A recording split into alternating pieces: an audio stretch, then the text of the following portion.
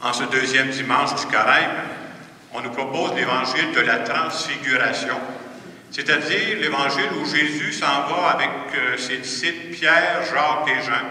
Il monte sur une haute montagne, puis il va être transfiguré devant eux. Et dans cet évangile-là, on veut nous montrer que non seulement Jésus a été transfiguré, mais les disciples aussi. On dirait que leur regard a été transfiguré. On pourrait même parler d'une double transfiguration. C'est-à-dire qu'au moment où ils sont sur la montagne, Pierre, Jacques et Jean vont découvrir ce que j'appellerais le mystère caché de Jésus. Ils vont découvrir sa beauté intérieure. Sa beauté intérieure a toujours été là, mais là, ils la découvrent. Ils s'en rendent compte. Et c'est à ce moment-là qu'ils vont entendre la voix du Père qui va leur dire « Celui-ci est mon Fils bien-aimé, écoutez-le. » Et on peut dire qu'à travers cette expérience unique qu'ils vont vivre, Pierre, Jacques et Jean vont être transfigurés, c'est-à-dire ils ne regarderont plus Jésus de la même façon pour la suite de leur vie. Et ce matin, dans la première lecture qu'on avait aussi, on nous parlait de quelqu'un, un personnage dont la vie a été changée, transformée, transfigurée. C'est Abraham. Abraham, ce qu'on sait de lui, on sait que c'était quelqu'un qui était relativement à l'aise, il y avait des grands troupeaux. Donc, c'était quelqu'un qu'on pourrait dire qui était riche, mais il n'était pas heureux, parce qu'il manquait quelque chose. Abraham, c'est quelqu'un qui a toujours rêvé dans sa vie. Il rêvait d'avoir des enfants, puis il n'y en avait pas. Puis lui, là, ça le rendait triste à mourir. Il aurait tellement voulu avoir une descendance.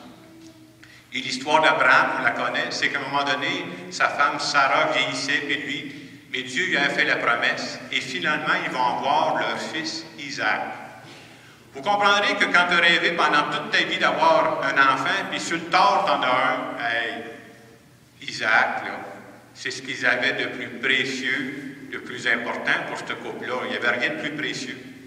Et ce matin, quand on entend la lecture, ça fait bizarre pour les gens de 2012. Hein? Il faut savoir, pour comprendre cette lecture-là, qu'au temps d'Abraham, les gens pensaient que pour plaire à Dieu, il fallait faire des sacrifices à Dieu. Vous avez peut-être déjà entendu dire, bon, ils sacrifiaient des animaux, des taureaux, etc. Et pour nous autres, c'est invraisemblable aujourd'hui. Il disait que le sacrifice ultime, c'était offrir un de ses enfants. Ça, c'était le sacrifice ultime. Alors, dans la lecture de ce matin, c'est comme, on veut nous montrer qu'Abraham fait tellement confiance à Dieu qu'il dit, je suis même prêt à sacrifier mon fils Isaac. Mais Dieu dit, hey, c'est pas ça que je veux, là. Mais à travers cet épisode-là, on veut nous montrer que Abraham, c'est quelqu'un qui avait choisi de faire confiance à Dieu par-dessus tout. Et parce qu'Abraham a choisi d'avancer dans la vie en faisant confiance au Dieu de la vie, plutôt que de marcher sur la peur, ça va transformer sa vie. Et je trouve que c'est quelque chose qui peut s'appliquer à nous, hein? Faire confiance à la vie. Faire confiance au Dieu de la vie, plutôt que de marcher sans peur, qu'est-ce qui va m'arriver, ça peut transformer une vie. Alors, comme croyants, comme chrétiens, chrétiennes, nous autres, on croit que la transfiguration, comment Dieu peut me transformer, moi? Comment Dieu peut me transfigurer?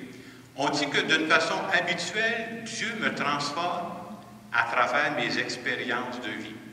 Je ne suis pas le même gars que j'étais il y a 20 ans. Ben non. Je me suis frotté à vie, j'ai rencontré du monde. Il m'est arrivé des événements, ça m'a changé. C'est comme ça que Dieu me transforme. Et cette semaine, j'essayais de penser à quelqu'un dont la vie a été changée en cours de route. En tout cas, qu'il y a eu une transformation chez lui pour nous montrer que c'est comme ça que ça se passe. Il y a quelques semaines, il y a un écrivain qui s'appelle Georges Hébert Germain, il faut que je déforme son nom. Il a sorti un livre sur l'ancien premier ministre Robert Bourassa. Alors, quand ils sortent des livres, vous savez, ils veulent vendre des livres. Ils en parlent à la télévision, ils en parlent à la radio. J'ai écouté quelques interviews. Et dans ce livre-là, bien, il parle de la vie de Robert Bourassa. Il y a toute une dimension politique. Vous comprendrez que ce n'est pas la partie qui m'intéresse, mais c'est la partie de l'humain qui m'intéressait. Et comme il fait des interviews, les gens ils posent des questions. Puis il finit par dire, vous savez, il dit, Robert Bourassa, c'est un gars qui a changé pas mal pendant sa vie. Alors les gens qui l'interrogent vont dire, mais qu'est-ce qui l'a changé? Et nous autres, quand on pense à premier ministre, vous comprenez que je ne me tiens pas que ce monde-là, moi, là. On pense à des gens qui se tiennent dans des hautes sphères, je ne sais pas trop quoi, ou on pense à des choses qui sont arrivées dans sa vie. Juste pour résumer, Robert Bourassa a été premier ministre de 70 à 76. Paf, il s'est fait battre. Il va revenir, je ne sais plus combien d'années après, puis il va revenir premier ministre. Alors les gens disaient, ça doit être parce qu'il s'est fait battre, hein, ça doit faire réfléchir un politicien. Il dit oui, mais c'est pas ça qui l'a changé d'abord. D'autres fois, on pourrait penser, quand tu es premier ministre, tu tiens avec des grandes personnalités, ça doit être ça qui a changé sa vie. Il dit, ouais, mais c'est pas ça qui a changé sa vie. Et la réponse de M. Germain, je l'ai trouvée surprenante. Vous savez ce qu'il dit qui a changé le plus Robert Bourassa dans sa vie? Il dit, c'est quand il est devenu grand-papa.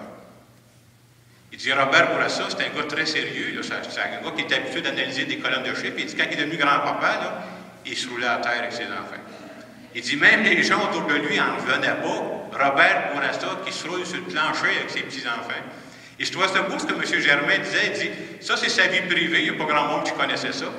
Mais il dit, même s'il a changé dans sa vie privée, ça l'a amené même à changer dans sa vie publique.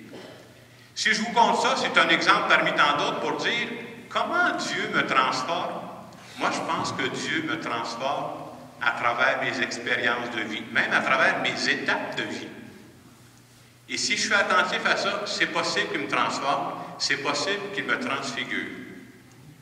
Et je me suis dit, en fin de semaine, comment je pourrais illustrer ça pour montrer comment Dieu s'y prend pour nous transformer, nous autres, là, pour nous transfigurer. Et pour illustrer ça, j'ai amené ça ici. C'est une éponge que j'ai achetée il y a quelques années. J'ai acheté ça, je pense que je l'ai acheté en spécial. Et quand j'ai acheté ça, je dis ça peut être pratique. Quand j'aurai du ménage à faire, j'aurai toujours une éponge, hein, ça sera pratique. Pour les gens qui sont plus loin, je veux juste vous dire que mon éponge, là, est encore très belle. Je ne l'ai pas salie, je l'ai gardée bien intacte. En plus, quand on l'achetait, là, elle est enveloppée dans un plastique. Je ne vais pas enlever le plastique. Alors, c'est sûr que mon éponge, tout est gardé, tout est intact et très joli. Vous savez ce que ça veut dire aussi? Je n'ai pas fait grand ménage avec ça. Alors, c'est une comparaison que je prends pour parler de la transfiguration, mais il me semble que l'éponge puis notre cœur, ça peut être un peu semblable. C'est-à-dire, tant que l'éponge est enveloppée dans le plastique, il n'y arrivera rien, cette éponge-là. Soyez tranquille, il n'y arrivera jamais rien. Je peux faire la même chose avec mon cœur. Je peux l'envelopper dans le plastique. Et vous savez ce qu'on peut faire de plus avec notre cœur? Je peux en mettre plusieurs épaisseurs. Puis quand j'aurai mis plusieurs épaisseurs de plastique autour de mon cœur, là, vous savez ce qui va arriver? Les événements de ma vie viendront jamais me déranger. Les personnes dans ma vie viendront jamais me déranger. Dieu dans ma vie viendra jamais me déranger. Mais à partir du moment où j'aurai enveloppé mon cœur comme j'ai enveloppé cette éponge-là, Dieu ne pourra jamais me changer. La vie ne pourra jamais me transformer. Je ne pourrai jamais être transfiguré. Et quand on est croyant, on croit que Dieu nous nourrit à travers les expériences de vie. Tant que mon cœur va être enveloppé comme cette éponge-là, la grâce de Dieu ne pourra jamais rentrer dans mon cœur. Ben non, c'est tellement enveloppé, c'est tellement scellé mon affaire, là, que l'eau, la grâce de Dieu ne pourra jamais pénétrer en moi. Si on m'a demandé ce matin, ça veut dire quoi cheminer dans la foi pour nous? Je pense que cheminer dans la foi, ça veut dire qu'un jour, j'accepte de briser le plastique. J'accepte de briser le plastique qui entoure mon cœur pour dire, je vais me laisser toucher, puis Dieu va être capable de me rejoindre. Alors ce matin, quand on entend l'évangile de la transfiguration, il y a une question qui nous est posée, hein, dans le fond, c'est pas juste pour les autres, cet évangile-là. Et la question qu'on peut retenir pour nous, c'est, est-ce que c'est encore possible, moi, là, pas les autres, est-ce que c'est encore possible, moi, que la vie puisse me changer? Est-ce que c'est encore possible que Dieu, à travers mes expériences de vie, puisse me transformer, me transfigurer? Et soit dit en passant, le Dieu que nous prions, le Dieu de Jésus-Christ, ne me changera jamais, jamais de force. Si je ne brise pas mon plastique, il va passer tout droit.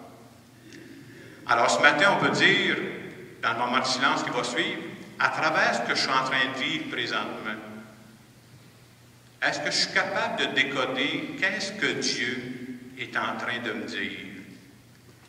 À quelle transfiguration, à quelle transformation il est en train de m'appeler présentement? Et moi, j'ai toujours la dernière réponse. Est-ce que je suis prêt à briser mon plastique pour que Dieu puisse toucher mon cœur? Je vous laisse quelques instants pour en parler avec Dieu.